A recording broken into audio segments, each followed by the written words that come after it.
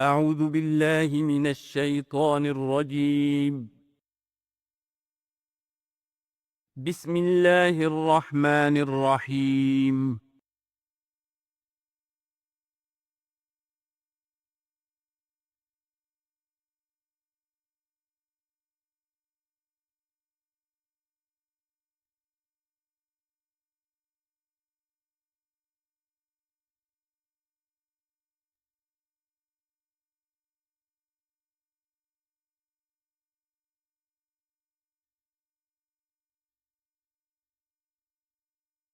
الحمد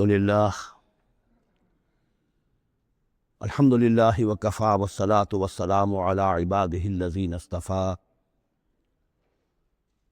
خصوصاً علی افضلہم وخاتم النبیین محمد الامین وعلی آلہ وصحبہ اجمعین۔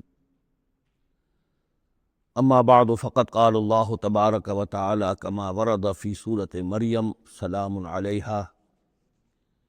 اعوذ باللہ من الشیطان الرجیم، بسم اللہ الرحمن الرحیم۔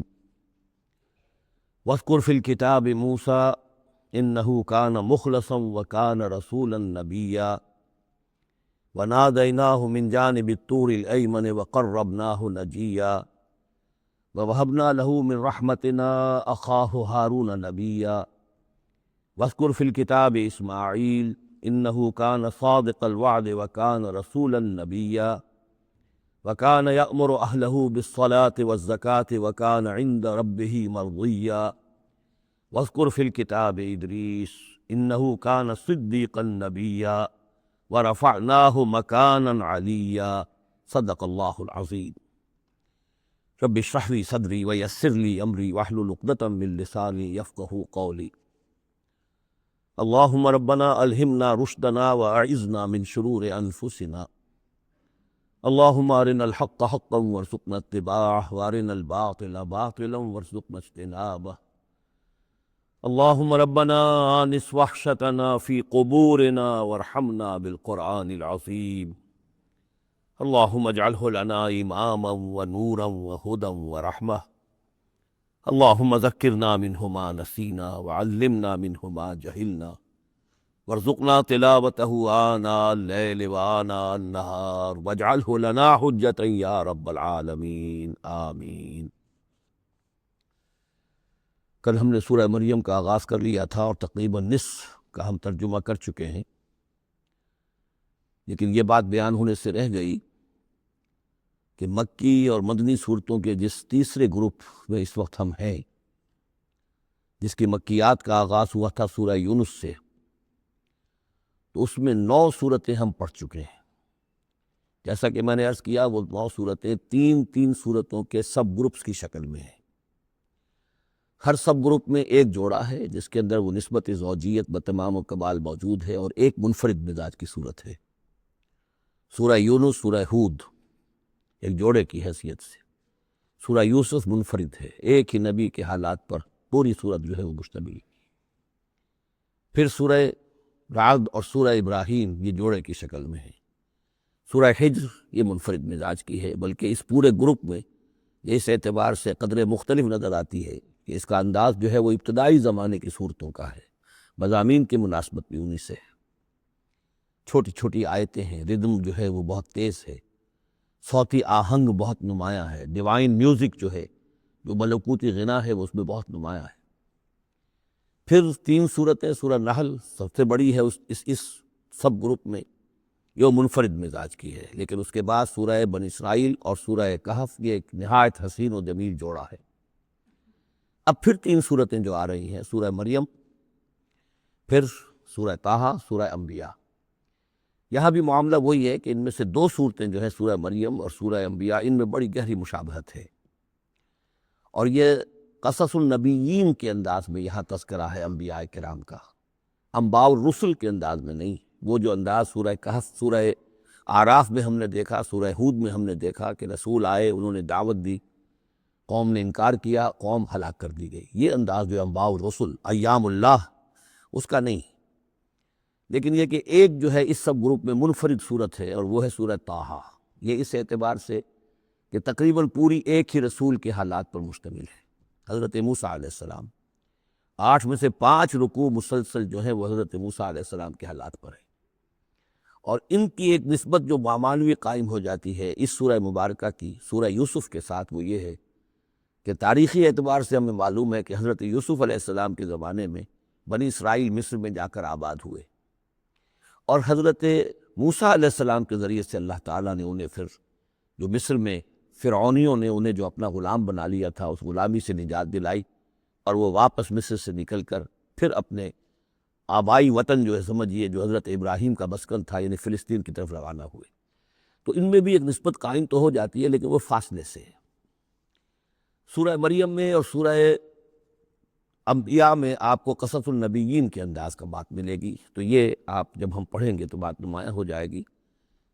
سورہ مریم میں ہم نے اب تک جو پڑھا ہے، سب سے پہلے حضرت زکریا حضرت یحییٰ کا تذکرہ ہوا پہلے رکوع میں، دوسرا رکوع بہت طویل ہے، اس میں حضرت مریم اور حضرت عیسیٰ کا سلام علیہم ان کا تذکرہ ہوا ہے، تیسرے رکوع میں پھر حضرت ابراہیم علیہ السلام کا، اور ان کے ساتھ ہی پھر حضرت اسحاق اور حضرت یعقوب کا تذکرہ ہوا ہے۔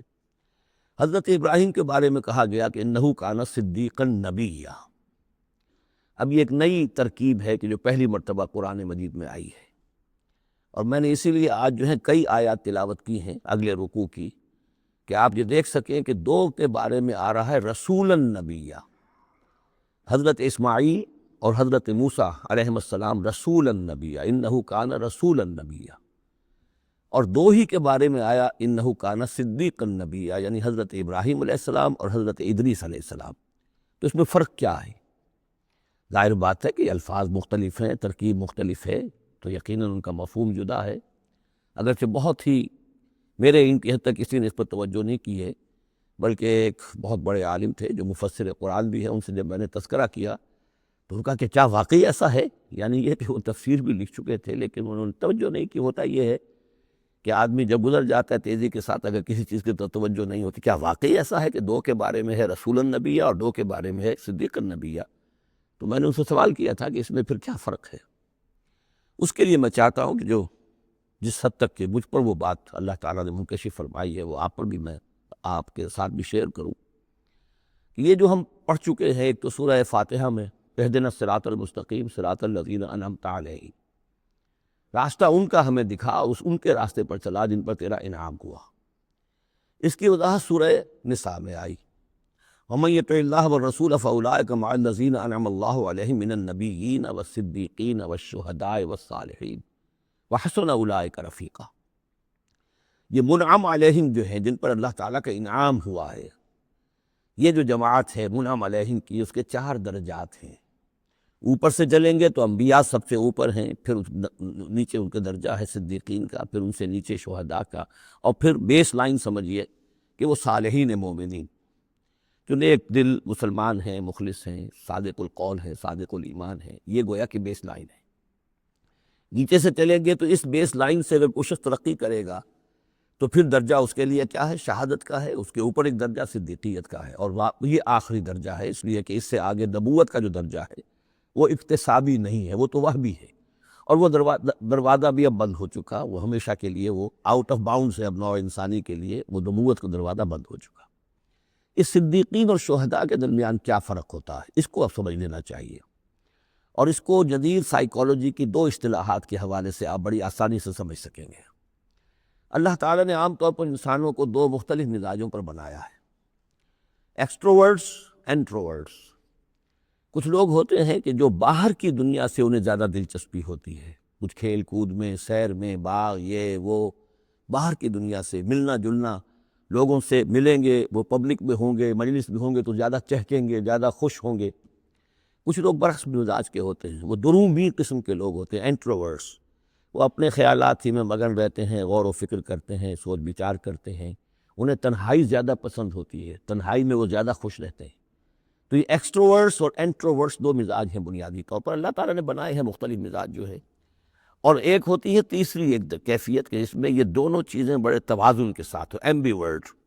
یہ بہت شاذ ہوتا ہے، بہت شاذ ہوتا ہے، بہت کم لوگ ہوتے ہیں دنیا میں کہ جو واقعتاً اس میں توازن قائم کر سکیں، یا ادھر کا رجحان ہوگا یا ادھر کا رجحان ہوگا۔ تو جو یہ انٹروورٹس ہوتے ہیں جو غور و فکر کرتے رہتے ہیں، ان کے اندر جو ہے وہ یوں سمجھیے کہ فطرت کی جو اصل حقائق ہیں وہ کچھ زیادہ محفوظ رہتے ہیں ان کے غور و فکر کی وجہ سے۔ پھر وہ کائنات کے بارے میں بھی سوچتے ہیں تو اس کائنات کی تمام آیات الہیہ بھی گویا کہ ان سے ہم کلام ہوتی ہیں، اشارے کرتی ہیں۔ یہ وہ لوگ ہوتے ہیں کہ جن تک گویا کہ وہ حقائق از خود روشن ہو چکے ہوتے ہیں ان تک، کہ جیسے ہم نے سورہ فاتحہ پڑھتے ہوئے کہا کہ کچھ لوگ ہوتے ہیں اپنی فطرت سلیمہ اور عقل سلیم کی رہنمائی میں یہاں تک تو پہنچ گئے کہ اللہ کو پہچان لیا، آخرت کو پہچان لیا، یہ بھی سمجھ لیا کہ اللہ ہی کی بندگی کرنی چاہیے، کیسے کریں یہ پتہ نہیں، اہدنا الصراط المستقیم، اب وہ راستہ مانگتے ہیں کہ ہمیں راستہ دکھا۔ یہ صدیقین ہوتے ہیں، اور ان کی شان یہ ہوتی ہے کہ جیسے ہی کسی نبی کی دعوت ان کے کان میں آتی ہے وہ ایسے لپک کر قبول کرتے ہیں کہ گویا کہ منتظر بیٹھے تھے، جیسے کوئی شخص وضو کر کے بیٹھا ہوا کہ بس اذان کی آواز آئے اور میں چلوں، اتنا ہی ہوتا ہے۔ اسی لیے حضور نے فرمایا ابو بکر رضی اللہ تعالیٰ عنہ کے بارے میں کہ میں نے جس کے سامنے بھی ایمان کی دعوت پیش کی اس نے کچھ نہ کچھ توقف ضرور کیا، سوائے ابو بکر کے، ایک لحظے کا توقف نہیں کیا، گویا کہ وہ تو تیار بیٹھے ہوئے تھے۔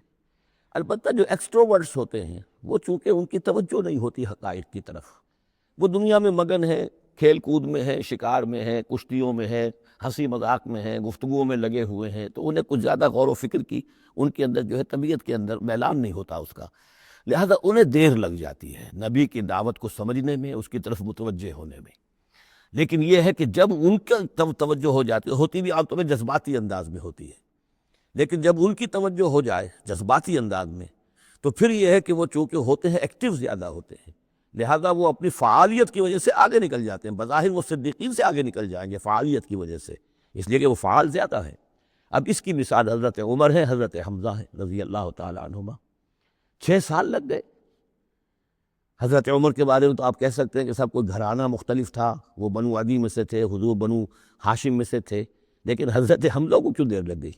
6 سال، سگے چچا ہیں، دودھ شریک بھائی ہیں، ساتھ کے کھیلے ہم جولی ہیں، نہایت محبت کرنے والے حضور سے، اور اسی کیفیت کے اندر وہ ایمان لائے ہیں کہ ایک روز آئے باہر سے، شکار کھیل کر آ رہے تھے، کئی دن باہر رہے تھے، واپس آئے تو ابھی گھر میں داخل نہیں ہوئے تھے، لونڈی نے کہا کہ آج تو ابو جہل نے بڑی گستاخی کی ہے آپ کے بھتیجے کے ساتھ، اور بس یہ سنتے ہی آگ بگولا ہو کر گئے ہیں، کمان جا کے ماری ابو جہل کے سر میں کہ تم نے یہ کیا ہے، اور اسی وقت کہا اچھا میں اس پر ایمان لایا، آؤ کرو مقابلہ تم، یہ ان کے ایمان کا معاملہ۔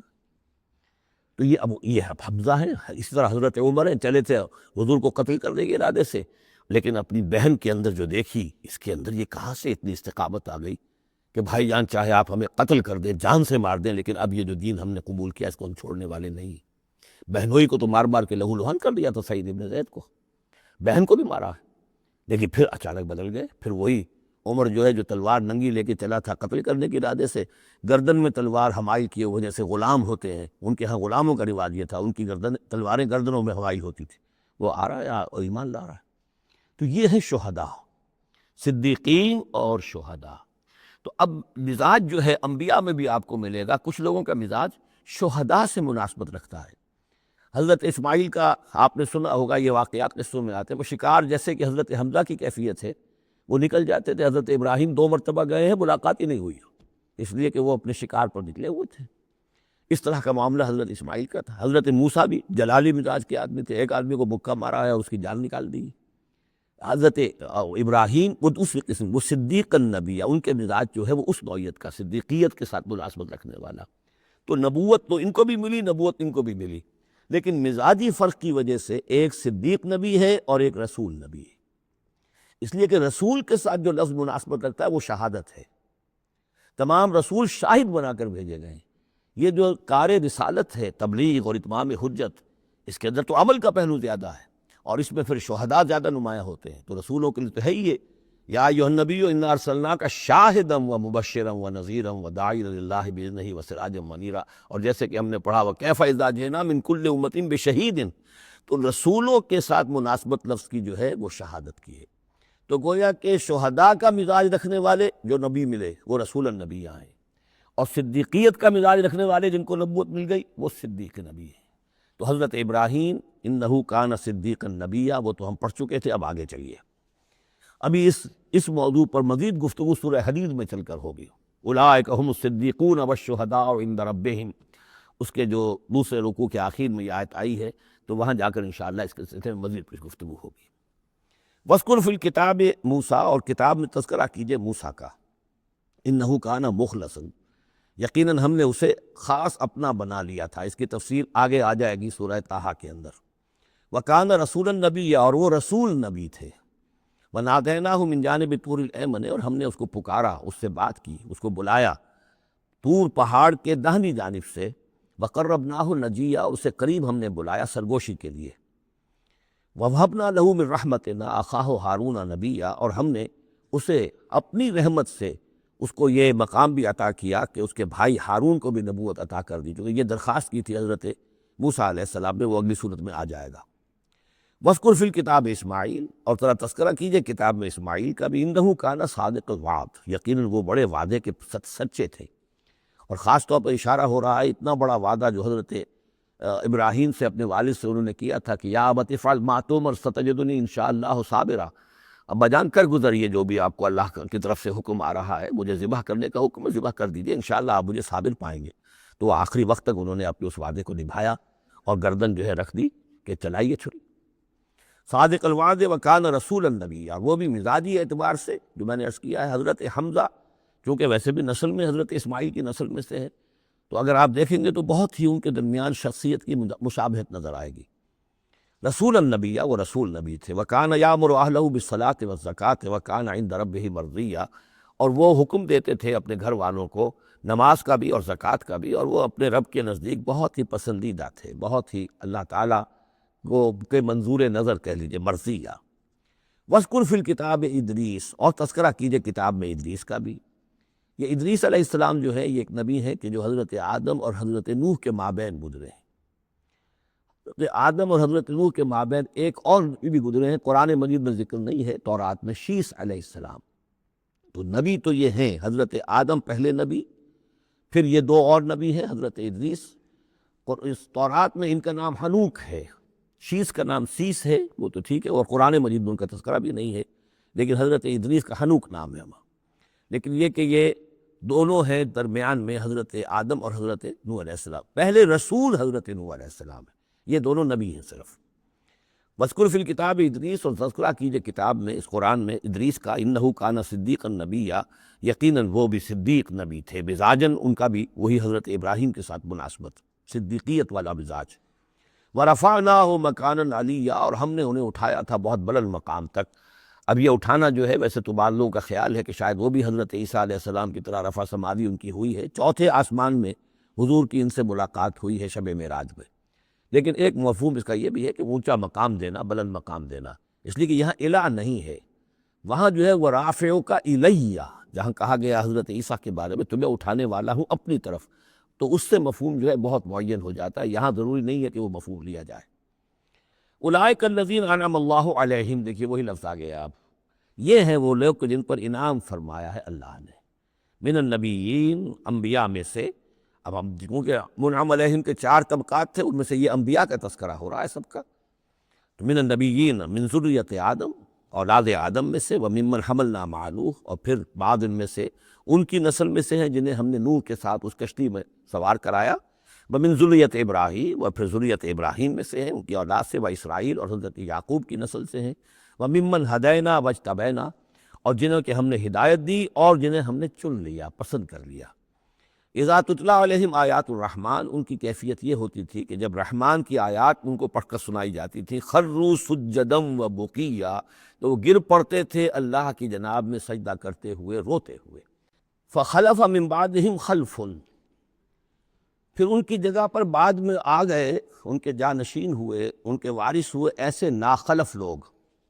یہ خلف کا لفظ جب آتا ہے لام کی جزم کے ساتھ، تو ناخلف یعنی ایسے لوگ کہ جو اپنے اسلاف کے کردار اور ان کی بزرگی جو ہے اس کو برباد کرنے والے، تباہ کرنے والے، ان کی نیک نامی کو بٹا لگانے والے ہوں، ناخلف۔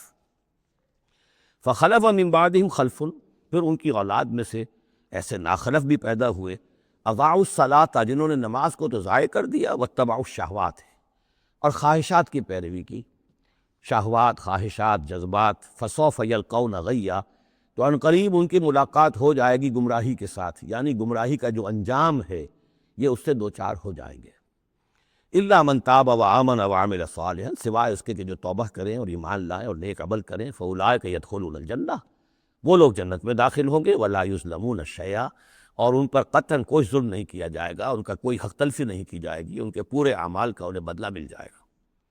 جنات عدن التی وعد الرحمن عبادہ بالغیب، یعنی ان کو کیا ملے گا؟ وہ باغات، ریزیڈینشل گارڈن، بسنے والے باغات، رہنے والے باغات، جن کا کہ وعدہ کیا تھا رحمان نے اپنے بندوں سے غیب میں۔ یعنی ظاہر بات ہے قرآن مجید میں وعدہ ہو رہا ہے تو ابھی نہ وہ جنت ہمارے سامنے ہے، نہ خود اللہ تعالیٰ جو ہے رو در رو ہمارے سامنے ہے، ہم ایمان لا رہے ہیں اس پر غیب، یؤمنون بالغیب۔ انہ کان وعدہ ماتیا، یقیناً اس کا وعدہ جو ہے وہ تو پورا ہونے والا ہی ہے، اس کو تو وقت پر پہنچنا ہی ہے، اب وہ اپنی جگہ پر پختہ ثابت ہوگا۔ لا یسمعون فیہا لغوا الا سلاما، وہ نہیں سنیں گے اس میں کوئی لغو بات، بس صرف سلام ہی سلام، ہر طرف سے فرشتے آ رہے ہیں تو سلام، قیلا سلاما سلاما۔ وَلَهُمْ رِزْقُهُمْ فِيهَا بُكْرَةً وَعَشِيًّا، اور ان کے لیے ان کا رزق ہوگا اس میں صبح بھی اور شام کو بھی۔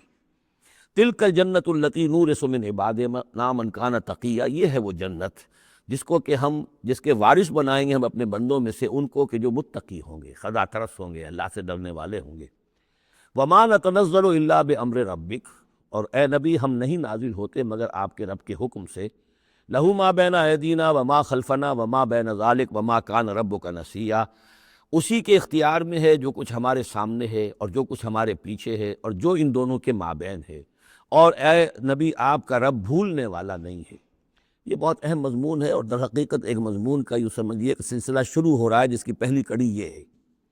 اس کو یوں سمجھیے کہ حضور صلی اللہ علیہ وسلم کو جو قرآن مجید سے شغف تھا اور محبت تھی اور شوق تھا آپ کا، تو جو وقفہ پڑ جاتا تھا وہی میں، وہ آپ پر بڑا شاخ گزرتا تھا۔ آپ چاہتے تھے کہ وہی جلدی جلدی آئے تاکہ آپ اس سے اور اپنے وجود پرنور کو مزید منور کریں۔ آپ جو ہے قرآن مجید سے جو آپ کو عشق تھا اس کے بنا پر اس میں آپ کو عجلت رہتی تھی کہ جلدی آئے قرآن۔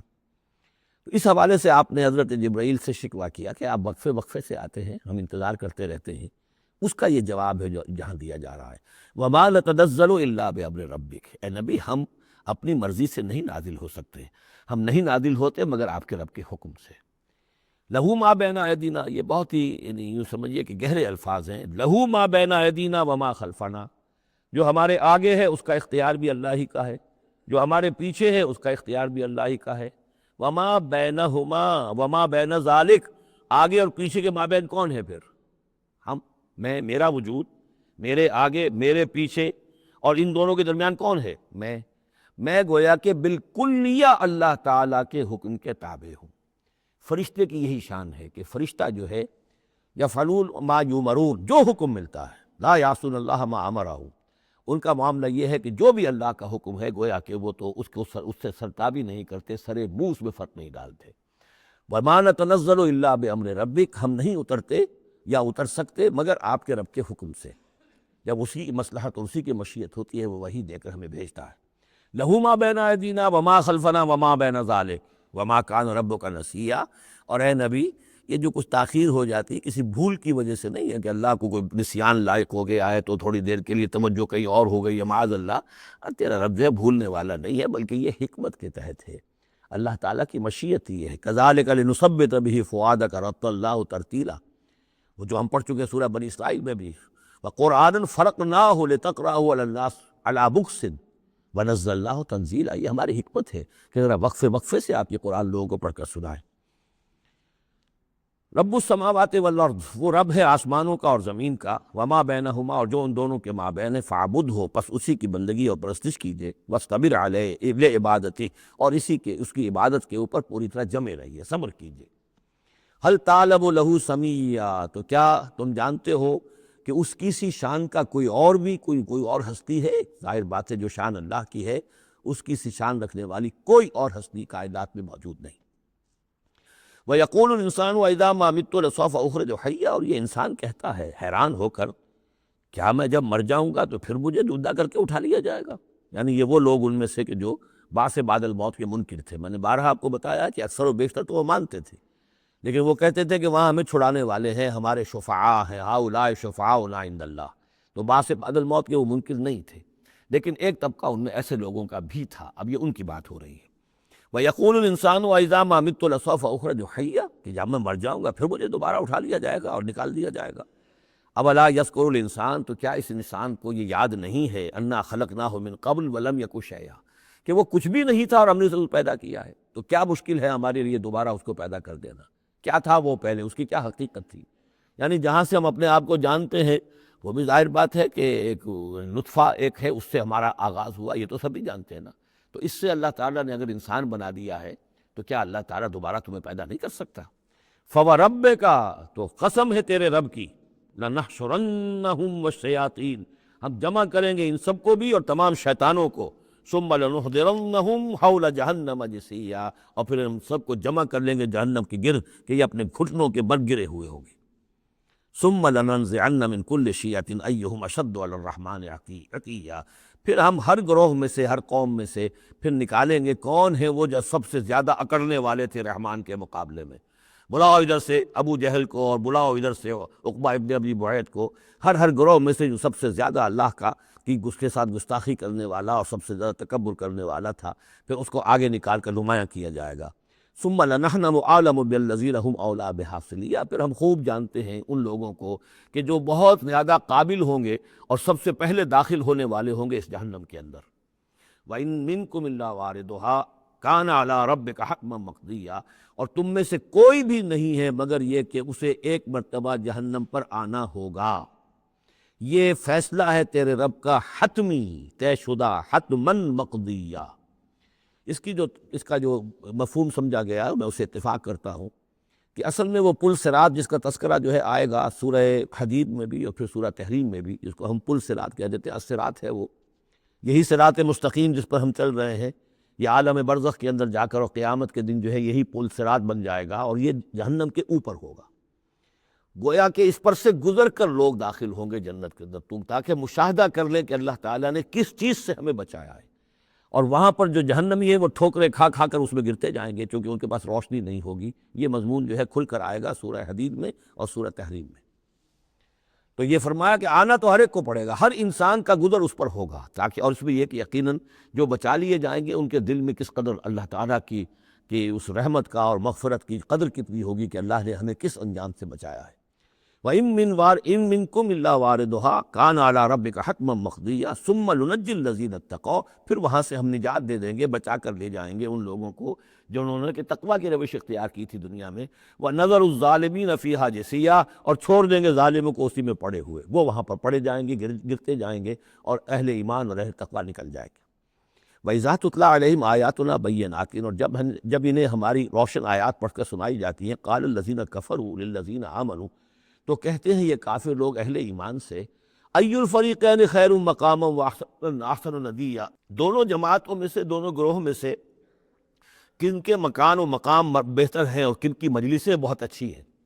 یعنی اے مسلمانوں دیکھو، تم اور تمہارے رسول محمد صلی اللہ علیہ وسلم اور ان کے گرد جو لوگ بیٹھے ہوتے ہیں، نہ ان کے پاس دنیاوی دولت ہے، نہ حیثیت ہے، نہ وجاہت ہے، ایک ہم ہیں۔ دیکھو ذرا ابو جہل کی مجلس جا کے دیکھو کتنی آباد ہے، بڑے بڑے چودھری لوگ آ کر اس کے پاس بیٹھتے ہیں۔ ذرا کہیں جا کر ولید بن مغیرہ کی چوپال دیکھو، اس کی چوپال جو ہے اس کی کیا شان ہے۔ تو یہ وہی بات جو کہ ہم سورہ کہف میں پڑھائے ہیں، جو دو افراد کے مابین مکالمہ ہوا تھا کہ اس نے کہا تھا کہ میرے پاس مال زیادہ، انا اکثر منک مالا واعز نفرا، اسی طرح انہوں نے کہا کہ ای الفریقین خیر مقاما واحسن ندیا، کہ یہ دو گروہ دیکھ لو تمہارے سامنے ہیں، ایک معلوم ہوتا ہے کہ مفلس ہیں، قلاش ہیں، غلام لوگ ہیں، ان کے ساتھ بیٹھے ہوئے ہیں، بلال بیٹھا ہوا ہے، وہاں وہ ابو فقی بیٹھا ہوا ہے، یہ جو عمار ہے اور یہ فلاں ہے اور یہ یاسر ہیں، یہ لوگ ہیں۔ ادھر جا کر دیکھو وہ کتنی سج دھج کے ساتھ، شان و شوکت کے ساتھ ان کی محفلیں ہیں، کیا کچھ ساز و سامان ہے، کیسے قالین بچھے ہوئے ہیں۔ ای الفریقین خیر مقاما واحسن ندیا وکم اہلکنا قبلہم من قرن، اور ہم نے ان سے پہلے کتنی ہی قوموں کو ہلاک کیا ہے، ہم احسن و اساسا وریا، وہ ان سے بھی کہیں بڑھ کر تھے اپنے اساس البیت، اساس جس کو ہم اثاثہ کہتے ہیں، ساز و سامان میں اور نام و نمود میں، شان و شوکت میں، ریا، ان کی شان و شوکت ان سے بھی کہیں بڑھ کر تھی، اور وہ ہلاک ہوئے، قوم عاد اور قوم سمود یہ سب کا، اور قوم شعیب۔ قل من کان فی الضلالۃ فلیمدد لہ الرحمن مدا، اے نبی ان سے کہہ دیجئے جو شخص بھی ضلالت میں، گمراہی میں ہے، تو اللہ کا یہ طریقہ ہے، قاعدہ ہے کہ اللہ تعالیٰ اسے پھر اور ڈھیل دیتا ہے، رسی دراز کرتا ہے، اس کو اور نعمتیں دے دیتا ہے۔ حتیٰ اذا رأوا ما یوعدون، یہاں تک کہ جب اچانک وہ وقت آ جائے گا کہ جس کے ان کو دھمکی دی جا رہی ہے، اما العذاب و اما الساعہ، یا تو دنیا میں عذاب آ جائے، عذاب ہلاکت، عذاب استحصال، یا قیامت، فسیعلمون، تب وہ جان لیں گے، من ہوا شر مکانا واضعف جندا، کہ کون ہے جو اپنے مقام و مرتبے کے اعتبار سے بدتر ہے، اور کون ہے کہ جو لشکر اور اپنے لاؤ لشکر کے اعتبار سے کمزور تر ہے۔ اس وقت پتہ چلے گا کہ محمد زیادہ طاقتور تھے صلی اللہ علیہ وسلم، یا ابو جہل زیادہ طاقتور تھا۔ آخرت میں جا کر حقیقت کھل جائے گی۔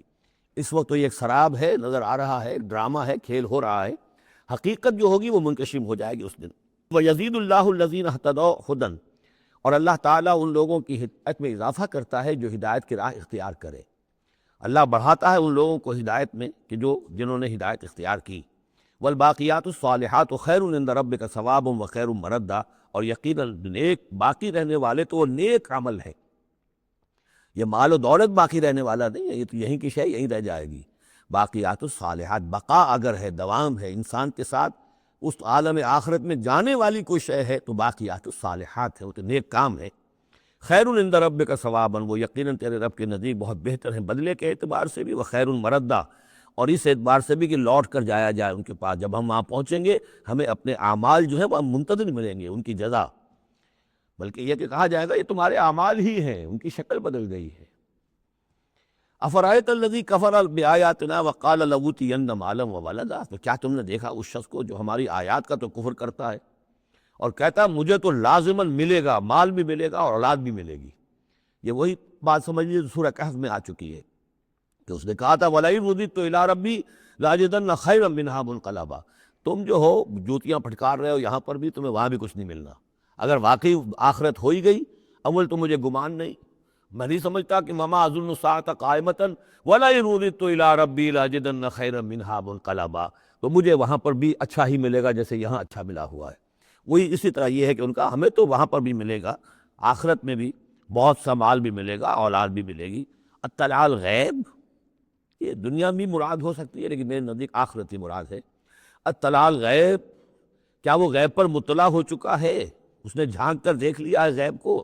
ام اتخذ عند الرحمن عہدا، یا وہ کوئی رحمان سے عہد لے چکا ہے، پکا قول و قرار لے چکا ہے جس پر اس یقین سے کہہ رہا ہے کہ اسے تو مال بھی ملے گا اور اولاد بھی ملے گی۔ کلا، ہرگز نہیں۔ سنکتب ما یقول، جو کچھ یہ کہہ رہا ہے وہ ہم لکھ لیں گے تاکہ جواب دہی پوری کرنی پڑے کہ کیا کیا بکواس تم کیا کرتے تھے۔ وَنَمُدُّ لَهُ مِنَ الْعَذَابِ مَدًّا، اور پھر عذاب کے اندر ہم اس کے اضافہ کرتے چلے جائیں گے، عذاب کو اس کے لیے کھینچتے چلے جائیں گے۔ وَنَرِثُهُ مَا يَقُولُ، اور جو کچھ وہ کہہ رہا ہے اس کے وارث تو ہم ہوں گے، سارا مال دنیاوی سامان جو بھی کچھ ہے وہ تو ہماری وراثت میں آ جائے گا۔ وَيَأْتِينَا فَرْدًا، اور وہ جب آئے گا ہمارے سامنے ہماری عدالت میں پیش ہونے کے لیے تو ایک فرد کی حیثیت سے آئے گا، نہ اولاد ساتھ ہوگی، نہ مال، نہ خدم، نہ حشم، نہ قوم، نہ ہم نشین، نہ حاشیہ نشین، کوئی نہیں ہوگا۔ وَاتَّخَذُوا مِن دُونِ اللَّهِ آلِهَةً، انہوں نے اللہ کے سوا کو اختیار کر لیے ہیں اپنے معبود، لِيَكُونُوا لَهُمْ عُزًّا، تاکہ وہ ان کے مددگار بنے، ان کے لیے سہارا بنے، پشت پناہ بنے، اللہ کے ہاں انہیں کو چھڑا سکے عذاب سے۔ کلا، ہرگز نہیں۔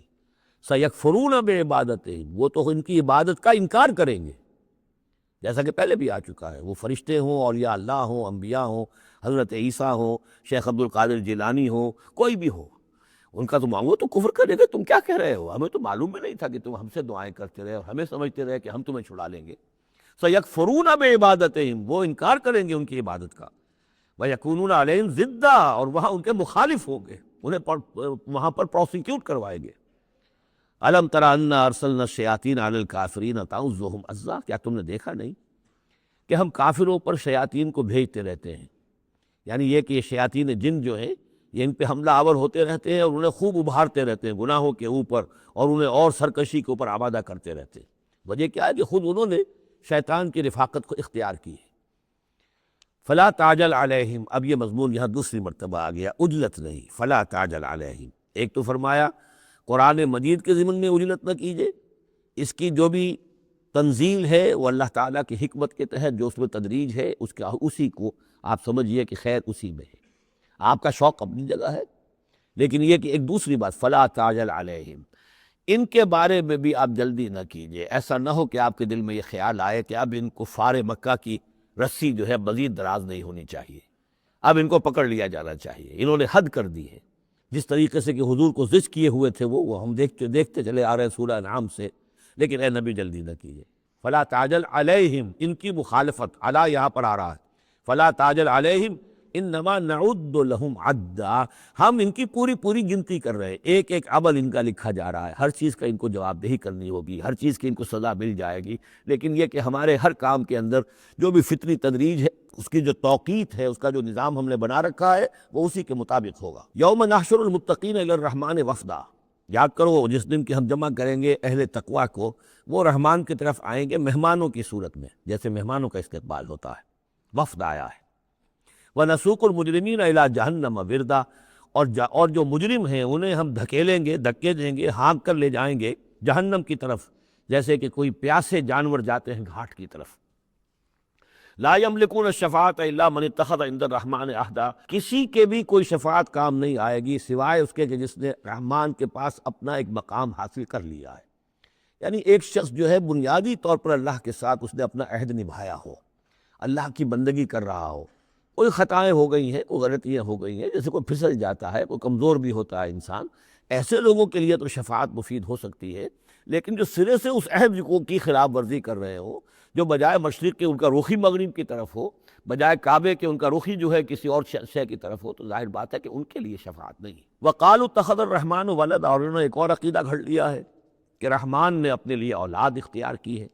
لَقَدْ جِئْتُمْ شَيْئًا إِدًّا، دیکھو تم نے یہ بہت بڑی بھاری بات کہی ہے، یہ بہت بڑی گستاخی ہے اللہ کی جناب میں، اور کتنی بھاری گستاخی ہے ذرا نوٹ کیجئے الفاظ، تکاد السماوات یتفطرن منہ، قریب ہے کہ آسمان پھٹ پڑے تمہاری اس گستاخی پر، وتنشق الارض، اور قریب ہے کہ زمین شق ہو جائے، وتخر الجبال حدا، اور یہ پہاڑ جو ہے دھماکے کے ساتھ گر پڑے، ان دعوا للرحمن ولدا، کہ انہوں نے رحمان کے لیے بیٹا قرار دیا، بیٹی قرار دی۔ مشرکین عرب نے فرشتوں کو خدا کی بیٹیاں بنا دیا، عیسائیوں نے حضرت مسیح کو خدا کا بیٹا بنا دیا، اور یہودیوں نے عزیر کو خدا کا بیٹا بنا دیا۔ ان دعوا للرحمن ولدا وما ينبغي للرحمن ان يتخذ ولدا، رحمان کی تو یہ شایان شان ہی نہیں ہے کہ وہ کسی کو اولاد بنائے۔ یہ اس کی وضاحت میں کر چکا ہوں کہ اولاد کی ضرورت اس کو ہوتی ہے جو خود فانی ہو، ہمیں معلوم ہے ہم مر جائیں گے، ہمارا نام و نشان مٹ جائے گا، اولاد کے ذریعے سے ہمارا نام زندہ رہے گا۔ یہ اصل میں ایک اپنی ہی تسلسل انسان سمجھتا ہے کہ میری ہستی کا تسلسل ہے، میری اولاد گویا کہ میرا اپنی بقا کی ایک شکل ہے، اس لیے کہ یہ انسان کے اندر ہے۔ مجھے یاد ہے جب ہم پڑھتے تھے کالج میں تو الفا ایک کمپنی ہوتی تھی لاہور میں، یہ فائل کورز وغیرہ بناتی تھی نوٹ بکس کے، تو اس میں پیرامڈس کے عنوان سے جو بہترین الفاظ لکھے ہوئے تھے ابھی مجھے یاد ہیں، still and resolute, calm and self-possessed, still and resolute, the pyramids echo unto eternity, the defiant cry of man's will to survive and conquer the storms of time۔ کہ یہ جو ان لوگوں نے فرائضہ نے اتنے بڑے بڑے پیرامڈز بنا دی، کائے کے لیے بنا دیے؟ تاکہ ہمارا نام رہے، ہم تو نہیں ہوں گے، نام رہے گا۔ تو گویا کہ انسان کے اندر ایک خواہش ہے بقا کی، وہ اپنا دوام چاہتا ہے، یہ اسے پتا ہے کہ میری ذاتی طور پر تو میرا دوام ہے، تو میں کوئی عمارت بنا لوں، میرا نام جو ہے اس کے حوالے سے دنیا کے اندر رہے۔ اور یہی معاملہ اولاد کا ہے کہ اولاد سے انسان کو سب سے زیادہ جو اس کو خواہش ہوتی ہے وہ اپنا بقا، اپنا تسلسل، وہ سمجھتا ہے کہ میری اپنی کنٹینیوٹی ہے کہ جو میری اولاد کے ذریعے سے۔ ظاہر بات ہے کہ اللہ ہمیشہ خود باقی رہنے والا ہے، تو اس کے شایان شان ہی نہیں ہے کہ وہ کسی کو اپنی اولاد بنائے، اسے کوئی ضرورت ہی نہیں ہے، تو تمہارے لیے ہے معاملہ کہ تم فانی ہو، لہذا تمہیں ضرورت ہے کہ کوئی تمہارا نام لیوا باقی رہے۔ وما ينبغي للرحمن ان يتخذ ولدا ان كل من في السماوات والارض الا آتي الرحمن عبدا، نہیں ہے کوئی بھی آسمانوں اور زمین میں کوئی بھی مگر یہ کہ وہ حاضر ہوگا رحمان کی عدالت میں بندے کی حیثیت سے، کسے باشد، جبکہ ہمیں معلوم ہے کہ محمد الرسول اللہ صلی اللہ علیہ وسلم بھی حاضر ہوں گے تو بندے کی حیثیت سے، عبدہ ورسول، عبد۔ اور حضور فرماتے ہیں کہ اس روز میدان حشر میں لواء الحمد بیدی، میرے ہاتھ میں ہوگا حمد کا جھنڈا، اور اس روز جو میں حمد کروں گا اللہ کی وہ آج نہیں کر سکتا۔ اللہ تعالیٰ کی حمد بیان کریں گے محمد رسول اللہ عدالت خداوندی میں کھڑے ہو کر۔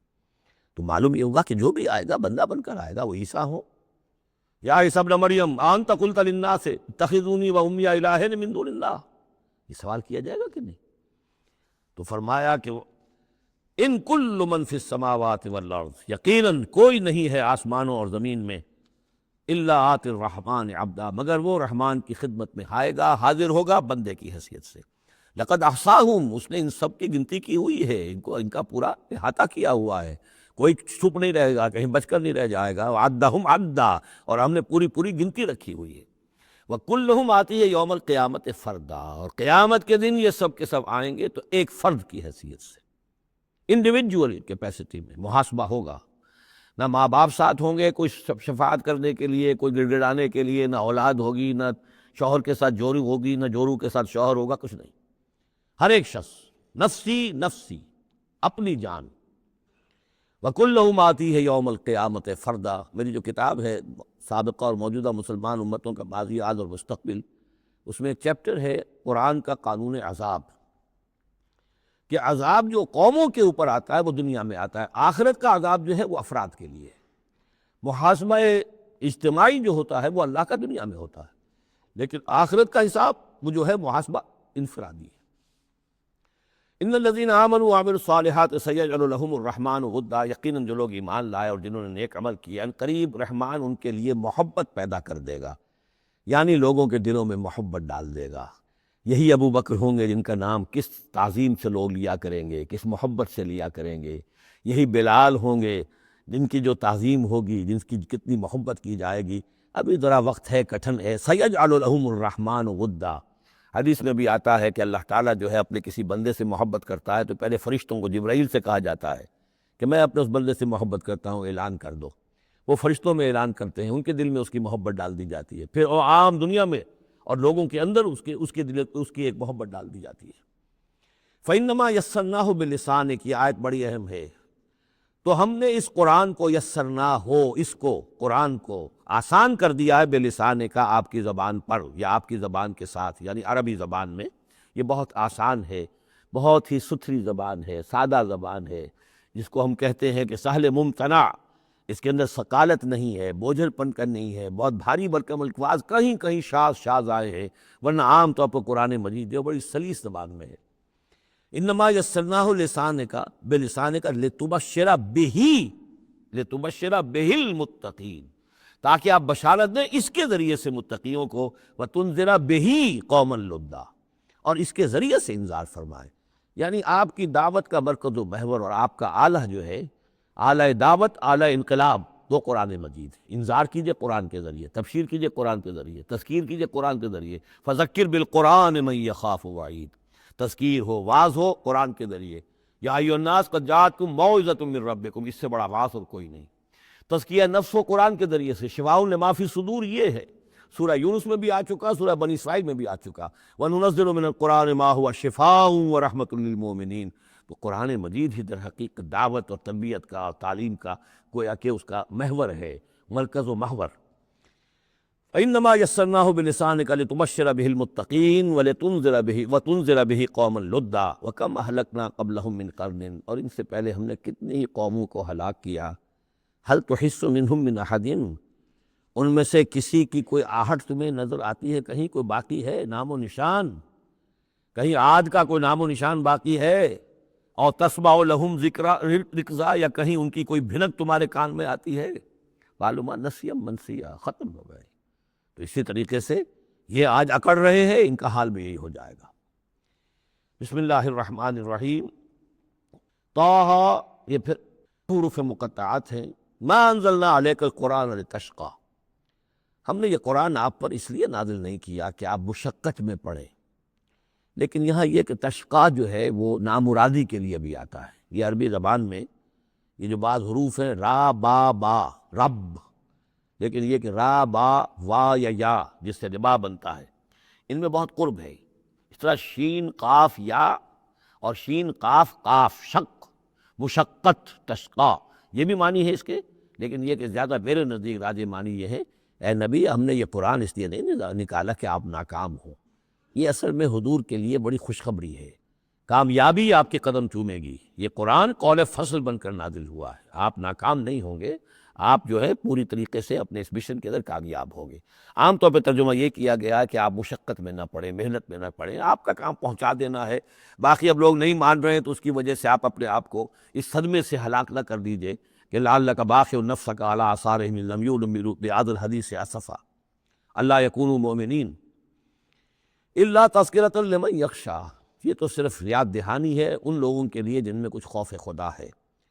تنزیلا ممن خلق الارض والسماوات العلی، اس کی تنزیل ہے اس ہستی کی طرف سے جس نے بنایا ہے، پیدا کیا ہے زمین کو بھی اور بلند آسمانوں کو۔ الرحمن، وہ رحمان ہے، علی العرش استویٰ، کہ جو عرش پر متمکن ہے۔ لہو ما فی السماوات و ما فی الارض و ما بینہما، اسی کا ہے، اسی کی ملکیت ہے جو کچھ کے آسمانوں میں ہے اور جو کچھ کے زمین میں ہے اور جو ان دونوں کے مابین ہے۔ وما تحت الثریٰ، اور جو زمین کے سب سے نچلے طبقے کے نیچے ہے۔ یہ سرا جو ہے گیلی زمین، اور گیلی زمین کے نیچے جو کیا ہے زمین کے اندر، وہ بھی سب اللہ کا ہے۔ وَإِن تَجْهَرْ بِالْقَوْلِ، اور اگر تم بلند آواز سے کوئی بات کرو دعا کرتے ہوئے اللہ تعالیٰ کے ساتھ یا کچھ اور مناجات کرتے ہو، فَإِنَّهُ يَعْلَمُ السِّرَّ وَأَخْفَى، بلند کرو گے تب بھی وہ تو سنتا ہے، لیکن وہ تو جانتا ہے سر کو بھی اخفا کو بھی، ہر چھپی ہوئی بات کو، نہایت مخفی بات کو۔ اخفا جو ہے باب یوں سمجھیے کہ افعل التفصیل، سب سے چھپی ہوئی چیز اس کو جانتا ہے۔ اللہ لا الہ الا ہو، وہ اللہ ہے جس کے علاوہ کوئی معبود نہیں۔ لہ الاسماء الحسنی، تمام اچھے نام اسی کے ہیں۔ اب یہاں سے شروع ہو گیا حضرت موسیٰ علیہ السلام کا قصہ۔ وَهَلْ أَتَاكَ حَدِيثُ موسیٰ، اور کیا تم تک پہنچ چکی ہے موسیٰ کی خبر، موسیٰ کے حالات۔ اذ رأى نارا، جب وہ مدین سے واپس آ رہے تھے اپنی اہلیہ کے ساتھ تو انہوں نے دیکھا کہ کچھ آگ ہے۔ اذ رأى نارا، رات، اندھیری رات تھی، سردی کا موسم تھا، تو یہ کہ شاید راستہ بھی اس وقت کچھ گم سا ہو گیا تھا۔ دیکھا آگ ہے۔ رأى نارا فقال لأہلہ، انہوں نے کہا اپنے گھر والوں سے، امکثوا، آپ ذرا ٹھہریے یہاں پر انتظار کریں، انی آنست نارا، مجھے آگ نظر آئی ہے، لعلی آتیکم منہا بقبس، یہ بھی ہو سکتا ہے کہ میں وہاں سے کوئی چنگاری لے آؤں تاکہ یہاں ہم آگ روشن کر لیں تو سردی میں اس کو آگ کو تاپ بھی سکیں گے۔ او اجد علی النار ہدی، یا جو آگ کی جگہ پر میں پہنچوں تو وہاں سے مجھے رہنمائی بھی مل جائے کہ صحیح راستہ کون سا ہے، ہم کسی غلط راستے پر تو نہیں بھٹک آئے۔ فلما اتاہا، جب پہنچے اس آگ کے قریب، نودی یا موسیٰ، تو آواز آئی، ندا کی گئی، اے موسیٰ انی انا ربک، یہ جسے تم آگ سمجھ کر آئے ہو، اس آگ کے پردے میں تو خود میں ہوں، میں تیرا رب ہوں، انی انا ربک، میں تیرا پروردگار ہوں۔ فخلع نعلیک، اپنی جوتیاں اتار دو، انک بالوادی المقدس طویٰ، اس لیے کہ اس وقت تم ایک بڑے پاک وادی میں، مقدس طویٰ میں ہو۔ وانا اخترتک، اور میں نے تمہیں اختیار کر لیا ہے، پسند کر لیا ہے، چن لیا ہے، ایک بڑے مشن کے لیے تمہارا سلیکشن ہو گیا ہے۔ فاستمع لما یوحیٰ، تو اب ذرا توجہ سے سنو جو وحی تم پر کی جا رہی ہے۔ اننی انا اللہ لا الہ الا انا، یہ مقام اس اعتبار سے قرآن مجید میں بہت منفرد ہے کہ جو انانیت کبریٰ ہے، اللہ کی انانیت کبریٰ، جس طرح ان الفاظ میں قرآن مجید میں ظاہر ہوئی ہے، میرے علم کی حد تک کوئی دوسرا مقام نہیں ہے۔ یہ علامہ اقبال نے یہ الفاظ استعمال کیے نا کہ ایک تو ہماری انائے صغیر ہے، دی اسمال ایگو، میں، ایک ہے بڑی ego, the great I am, the infinite ego, وہ اللہ کی جو انا ہے، انائے کبیر، اس انائے کبیر کا جس طرح سے ظہور ہوا ہے قرآن مجید میں اس مقام پر اور کس جگہ نہیں۔ اننی انا اللہ لا الہ الا انا، یقیناً میں ہی ہوں، میں ہوں اللہ، اور میرے سوا کوئی معبود نہیں۔ فاعبدنی، بس میری ہی بندگی کرو، میری ہی پرستش کرو۔ واقم الصلاۃ لذکری، اور نماز قائم رکھو میری یاد کے لیے۔ ان الساعۃ آتیۃ، اور یہ بات بھی یاد رکھو قیامت آ کر رہے گی۔ اکاد اخفیہا، میں اسے مخفی رکھوں گا، لتجزیٰ کل نفس بما تسعیٰ، تاکہ بدلہ مل جائے ہر شخص کو، ہر جان کو جو کچھ کے اس نے کوشش کی ہو۔ فلا یصدنک عنہا من لا یؤمن بہا، تو دیکھنا تمہیں کہیں روگرداں نہ کر دیں وہ لوگ کہ جو اس پر ایمان نہیں رکھتے، جو آخرت کو نہیں مانتے، کہیں تمہیں بھی آخرت سے برگشتہ نہ کر دیں یا نماز سے برگشتہ نہ کر دیں۔ یہ انہا کی ضمیر دونوں طرف جا سکتی ہے۔ واتبع ہواہ، وہ لوگ کہ جو اس سے آخرت سے خود جو ہے روگردان ہیں اور جنہوں نے کہ اپنی خواہشات کی پیروی کی ہوئی ہے، فتردہ، تو تم بھی ہلاک ہو جاؤ گے اور تم بھی گڑھے میں گرو گے۔ وما تلک بیمینک یا موسیٰ، اور اے موسیٰ تمہارے یہ داہنے ہاتھ میں کیا ہے؟ قال ہی عصائی، کہا یہ میرا عصا ہے، اتوکأ علیہا۔ اس میں نکتہ نکالا ہے مفسرین نے کہ دیکھیے جو اللہ تعالیٰ سے مخاطبت اور مکالمے کا جو ایک ذوق حاصل ہو رہا ہے، تو جواب اتنا ہی کافی تھا یہ میرا عصا ہے، لیکن آگے بڑھا رہے ہیں بات کو، یہ میرا عصا ہے، اتوکأ علیہا، میں اس پہ ذرا ٹیک لگا لیا کرتا ہوں، واحش بہا علی غنمی، اور میں اپنی بکریوں کے لیے اس سے پھر پتے جھاڑتا ہوں درختوں سے، وَلِیَ فِیہا مَآرِبُ أُخْرَىٰ، اور میرے اور بھی بہت سے کام ہیں جو اس لاٹھی سے، اس عصا سے میں لیتا ہوں۔ قال القھا یا موسیٰ، فرمایا ذرا ڈال دو زمین پر اس کو اے موسیٰ، فالقاہا، تو انہوں نے ڈال دیا، فَإِذَا هِیَ حَیَّةٌ تَسْعَىٰ، تو وہ تو دیکھتے ہی دیکھتے ایک سانپ بن گیا چلتا ہوا دوڑتا ہوا۔ قال خذھا ولا تخف، ایک دوسرے مقام پر آپ دیکھیں گے کہ حضرت موسیٰ پر اتنا خوف طاری ہوا کہ پیٹھ موڑ کر بھاگے وہاں سے، وَلَّا مُدْبِرًا، وہاں سے بھاگے، لیکن یہ کہ اللہ نے فرمایا موسیٰ ڈرو نہیں، واپس آؤ اور اس کو پکڑو، یہاں وہ تفصیل نہیں ہے۔ قال خذھا ولا تخف، فرمایا اس کو پکڑ لو اور ڈرو نہیں، سنعیدھا سیرتھا الاولیٰ، ہم اسے لوٹا کر واپس لے جائیں گے اس کی پرانی شکل پر، پرانی سیرت پر۔ وَاضْمُمْ يَدَكَ إِلَىٰ جَنَاحِكَ، اور ذرا اپنا ہاتھ جو ہے وہ اپنی بغل کے ساتھ ملاؤ، تخرج بیضاء، پھر جب نکالو گے تو وہ نکلے گا بالکل سفید ہو کر روشن، من غیر سوء، بغیر اس کے کہ اس میں کوئی بیماری پیدا ہوئی، وہ برس نہیں ہوگا، اس میں برس نہیں بلکہ یہ کہ بغیر کسی مرض کے وہ چمکتا ہوا ہوگا سفید۔ آیتن اخریٰ، یہ دوسری نشانی ہے۔ تو یہ دو نشانیاں ہم نے تمہیں دی ہیں، لنریک من آیاتنا الکبریٰ، تاکہ ہم دکھائیں تمہیں اپنی بڑی نشانیاں، ان میں سے کچھ نشانیاں، یہ دو نشانیاں ہم نے دی ہیں۔ اذهب الى فرعون انه طغى، اب جاؤ فرعون کی طرف، وہ بہت سرکش ہو گیا ہے، اس کی سرکشی جو ہے وہ اب حد سے تجاوز کر رہی ہے، تو جاؤ اور اسے دین کی دعوت دو، خیر کی دعوت دو، اور خاص طور پر یہ بھی کہو کہ بنی اسرائیل پر ظلم نہ کرے، اور اسے انہیں واپس جانے دے جہاں سے وہ آئے تھے، فلسطین سے۔ قال رب اشرح لی صدری، یہ دعا بڑی اہم ہے اور ہر شخص کو یاد ہونی چاہیے، جو بھی کوئی بھی دین کی دعوت کا کام کرنا چاہے تو اس کے لیے یہ دعا جو ہے اس کو یاد کرنا۔ حضرت موسیٰ نے دعا کی، پروردگار میرے ذرا سینے کو کھول دے اس کے لیے، اس کام کے لیے، اس بڑے مشن کے لیے جو میرے حوالے کر رہا ہے، وَيَسِّرْ لِي أَمْرِي، اور یہ بھاری کام جو ہے اسے میرے لیے آسان کر دے، وَاحْلُلْ عُقْدَةً مِّن لِّسَانِي، اور میری زبان میں لکنت ہے، اے پروردگار اس لکنت کو، اس عقدے کو کھول دے، یفقہوا قولی، تاکہ وہ میری بات اچھی طرح سمجھ سکیں۔ لکنت والا شخص جو ہے ظاہر بات جب گفتگو کرتا ہے تو لوگوں کو سمجھنے میں دقت ہوتی ہے۔ وَاجْعَلْ لِي وَزِيرًا مِّنْ أَهْلِي، ایک اور درخواست میری یہ ہے کہ میرا ایک وزیر بنا دیجئے میرے خاندان میں سے۔ وزیر وزر سے ہے، بوجھ اٹھانے والا، یعنی ذمہ داریوں میں کوئی مدد کرنے والا، سہارا بننے والا۔ تو وَاجْعَلْ لِي وَزِيرًا مِّنْ أَهْلِي، میرے اپنے خاندان میں سے، ہارون اخی، اور خود اس سجسٹ کر دیا میرے بھائی ہارون کو اس کام میں، اشدد نہیں ازری، اس کے ذریعے سے میری قبر کو مضبوط کر دے، اور اشرک فی امری، واشرک فی امری، اسے میرے اس کام میں شریک کر دے، کہ نسبحک کثیرا، تاکہ ہم دونوں مل کر پھر تیری تسبیح کریں کثرت کے ساتھ، ونذکرک کثیرا، اور تیرا ذکر کریں کثرت کے ساتھ، انک کنت بنا بصیرا، یقیناً پروردگار تو ہمیں دیکھ رہا ہے ہمارے حالات سے، اس کو کا تو خود جو ہے وہ چشمدید گواہ ہے۔ قال قد اوتیت سؤلک یا موسیٰ، فرمایا کہ ٹھیک ہے موسیٰ، گرانٹڈ، یور ریکویسٹ گرانٹڈ، قد اوتیت سؤلک یا موسیٰ، اے موسیٰ جو تم نے سوال کیا، جو درخواست کی، وہ سب ہم نے منظور کی۔ وَلَقَدْ مَنَّا عَلَيْكَ مَرَّةً أُخْرَىٰ، اور ہم نے تو تم پر ایک مرتبہ اور بہت بڑا احسان کیا تھا۔ اِذْ أَوْحَيْنَا إِلَىٰ أُمِّكَ مَا يُوحَىٰ، جبکہ ہم نے تمہاری ماں کو وحی کی تھی جو تمہیں وحی کی جا رہی ہے۔ اب تمہیں ہم بتا رہے ہیں کہ ہم نے اس وقت کیا وحی کی تھی۔ وہ وحی کیا تھی؟ کیونکہ اس زمانے میں بھی طے تھا کہ تمام جو ہے بنی اسرائیل میں جو بیٹا بھی پیدا ہو اس کو قتل کر دیا جائے، صرف بیٹی کو زندہ رکھا جائے۔ تو بھی حضرت موسیٰ علیہ السلام کی جو والدہ ہے ان کو اللہ تعالیٰ نے یہ حکم الہام کے ذریعے سے یا وحی کے ذریعے سے جو بھی تھا وہ بھیج دیا تھا۔ اب کہہ دیا تھا اقذفیہ فی التابوت، کہ اس کو ذرا ایک صندوق میں بند کرو، فاقذفیہ فی الیم، اور پھر اسے دریا میں ڈال دو، فلیلقہ الیم بالساحل، دریا اسے ساحل پر لے جائے گا، ساحل پر رکھ دے گا۔ یاخذہ عدو لی و عدو لہ، اور پھر وہاں وہ شخص اس کو پکڑ لے گا، اس کو لے لے گا، اس صندوق کو، اور صندوق میں جو بچہ ہے اس کو، جو میرا بھی دشمن ہے اس کا بھی دشمن ہے۔ لیکن یہ کہ ہم بچائیں گے۔ اب اس سے آگے جو ہے حضرت موسیٰ کی والدہ سے کیا کہا، اس سے آگے اب خود اپنی بات شروع کر دی اللہ تعالیٰ نے یہ اللہ قرآن کا یہ اسلوب ہے، پوری بات نہیں، باقی یہ کہ فل ان دی گیپس، باقی ساری گفتگو جو ہے وہ آپ خود جو ہے اس پورے سیاق و سباق سے سمجھ سکتے ہیں۔ وَأَلْقَيْتُ عَلَيْكَ مَحَبَّةً مِّنِّي، اور ہم نے اے موسیٰ تمہارے اوپر اپنی خاص ایک محبت کا پرتو ڈال دیا۔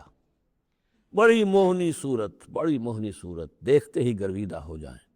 اب اللہ نے کہا محبتم منی، القیت علیک محبتم منی، یعنی یہ کہ وہ پورا نقشہ اب یہاں پر جو ہے کہ وہ ساحل میں وہ صندوق ڈال دیا گیا، وہ چلتا گیا، اور اس ساتھ ہی اس کی بہن سے، حضرت موسیٰ کی بڑی بہن تھی، ہمشیرہ تھی، کہہ دیا کہ ساحل کے ساتھ ساتھ تم جاتے بھی رہو، چلتی رہو، دیکھو کہاں جاتا ہے، یہ کیا ہوتا ہے۔ اور اس نے جا کے بتا بھی دیا کہ وہ محل میں پہنچ گیا ہے صندوق، وہ صندوق کھولا گیا، بچہ نکل آیا، اور اس وقت جو ہے وہ تو قتل کرنے پر تلا ہوا تھا فرعون، لیکن یہ کہ وہ حضرت آسیہ جو تھی بنی اسرائیل ہی میں سے اور بڑی نیک عورت تھی، اور وہ فرعون کے گھر میں تھی اس وقت، انہوں نے کہا کہ قرۃ لی ولک، یہ قرۃ عین لی ولک، یہ میری اور تمہاری لیے آنکھوں کی ٹھنڈک بنے گا، ہمیں اللہ نے اولاد نہیں دی، اسے قتل نہ کرو۔ اور ادھر اللہ تعالیٰ نے ایسا ان کے چہرے کے اوپر جو ہے وہ ایسے اثرات پیدا کر دیے تھے کہ دیکھتے ہی کوئی شخص جو ہے وہ بالکل ان کا گرویدہ ہو جائے۔ وَأَلْقَيْتُ عَلَيْكَ مَحَبَّةً مِّنِّي، میں نے خاص اپنی طرف سے تمہارے اوپر ایک اپنی محبت کا پرتو ڈالا۔ وَلِتُصْنِعَ عَلَىٰ عَيْنِي، اور یہ اس لیے کیا ہم نے تاکہ دشمن بھی جو تمہارے گرویدہ ہو جائے اور پھر تمہاری پرورش ہو، تصنع، تمہیں بنایا جائے، مصنع جس کو کہتے ہیں کارخانہ، اب وہ کارخانہ تربیت کا کارخانہ محل ہے، تصنع علی عینی، ہماری نگاہوں کے سامنے تمہاری تربیت ہو۔ اس تمشی اختوں کا، جب تمہاری بہن چلتی ہوئی وہاں تک پہنچ گئی، فتقول هل ادلکم علی من یکفلہ، ہوا یہ کہ اللہ تعالیٰ نے حضرت موسیٰ علیہ السلام کو حکم دے دیا تھا بچے کی حیثیت ہی سے کہ کسی بھی دائی کا اور دایا کا جو دودھ جو ہے وہ نہ پیے۔ اب انہوں نے بہت سی عورتیں بلائی کہ جن کا یہ دودھ پی سکے تاکہ بچے کو پالنا، آخر کیسے پلائیں، لیکن یہ کہ وہ کسی کا دودھ پی نہیں رہا ہے۔ تو وہ بہن جو کھڑی ہوئی دیکھ رہی تھی، اس نے کہا هل ادلکم علی من یکفلہ، کیا میں تمہیں بتاؤں، ایک خاندان ہے ایسا کہ جو کفالت کرے گا تمہارے لیے، اس بچے کی پرورش کرے گا۔ نتیجہ کیا ہوا کہ پھر وہ ماں آئی اور ماں کا دودھ پیا، اور ماں کی گود میں اللہ نے پھر پہنچا دیا حضرت موسیٰ علیہ السلام کو۔ فرجعناک الی امک، تو ہم نے لوٹا دیا تمہیں اے موسیٰ تمہارے ماں کی طرف، کہ تقر عینھا ولا تحزن، تاکہ اس کی آنکھ ٹھنڈی رہے اور وہ غم نہ کھائے۔ اللہ تعالیٰ کو تو اپنے بندوں کے احساسات و جذبات کا اس حد تک پاس ہے کہ پھر اس کی گود جو ہے اس کے اندر اپنا اس کا بچہ پہنچا دیا گیا۔ فرجعناک الی امک کہ تقر عینھا ولا تحزن، تاکہ اس کی آنکھ ٹھنڈی رہے اور وہ حزن میں مبتلا نہ ہو۔ وقتلت نفسا، اور اے موسیٰ پھر جب تم جوان ہوئے تو تمہارے ہاتھوں ایک جان قتل ہو گئی تھی، تم نے ایک قبطی کو قتل کر دیا تھا۔ فنجیناک من الغم، تو ہم نے تمہیں اس غم سے نجات دی۔ وفتناک فتونا، اور پھر تمہیں بہت سے امتحانات میں سے گزارا، بہت سی آزمائشوں میں سے گزارا، بہت سی بھٹیوں میں سے گزارا۔ فلبثت سنین فی اہل مدین، یہ سورہ قصص میں آئے گی ساری تفصیل، جس کو یہاں پر 2-3 آیتوں میں بیان کیا گیا ہے، اس کی تفصیل سورہ قصص میں۔ فلبثت سنین فی اہل مدین، پھر تم اہل مدین میں رہے کئی سال۔ ثم جئت علی قدر یا موسیٰ، پھر اے موسیٰ جو یہاں آئے ہو تو یوں نہ سمجھو کہ اچانک آ گئے ہو، یہ تمہیں تقدیر لے کر آئی ہے، میرا فیصلہ لے کر آیا ہے۔ یہ سارا معاملہ جو ہے یہ پلانڈ ہے، یہ ہم نے اس طریقے سے کیا ہے، یہ ساری چیز جو ہے یہ از خود نہیں ہو گئی ہے، الٹ اپ نہیں ہو گئی ہے، یہ کوئی اندھا بہرا جو ہے وہ چانس نہیں ہے۔ ثم جئت علی قدر یا موسیٰ واصطنعتک لنفسی، اور میں نے تمہیں بنایا ہے، تیار کیا ہے۔ یہ صنعت ہی سے اصطناع، باب افتعال، لیکن صاد کی مناسبت سے تیج ہے وہ توئے میں بدل گئی ہے۔ میں نے تمہیں تیار کیا ہے، خاص طور پر تمہارے اندر خصوصی صلاحیتیں پیدا کی ہیں، تمہیں خاص طور پر بادشاہ کے محل میں پرورش کروایا ہے، اس لیے کہ مجھے تم سے بڑا کام لینا ہے۔ واصطنعتک لنفسی اذهب انت واخوک بآیاتی ولا تنیا فی ذکری، جاؤ تم اور تمہارا بھائی میری یہ نشانیاں لے جاؤ، اور دیکھنا میرے ذکر میں سستی نہ کرنا۔ اذهبا الی فرعون انہ طغی، جاؤ تم دونوں فرعون کی طرف، وہ یقیناً بہت سرکش ہو گیا ہے۔ فقولا لہ قولا لینا لعلہ یتذکر او یخشی، تو دیکھو جا کر وہاں پر بات کرنا اس سے بڑی نرم، ایسا تاکہ شاید کہ وہ سوچے یا اس کے دل میں بھی خوف پیدا ہو جائے۔ قالا ربنا اننا نخاف ان یفرط علینا، انہوں نے کہا پروردگار ہمیں تو اندیشہ یہ ہے کہ وہ اچانک ہم پر پھٹ پڑے، بھڑک اٹھے اور ہمارے اوپر بھبک پڑے اور یطغی یا ہم پر کوئی زیادتی کرے۔ قال لا تخافا فرمایا نہیں تم دونوں ڈرو نہیں، اننی معکما اسمع و ارا، میں تم دونوں کے ساتھ ہی ہوں، ہر بات سنوں گا بھی، سنتا بھی ہوں، دیکھوں گا اور دیکھتا ہوں۔ بارک اللہ لی ولکم فی القرآن العظیم ونفعنی وإیاکم بالآیات والذکر الحکیم۔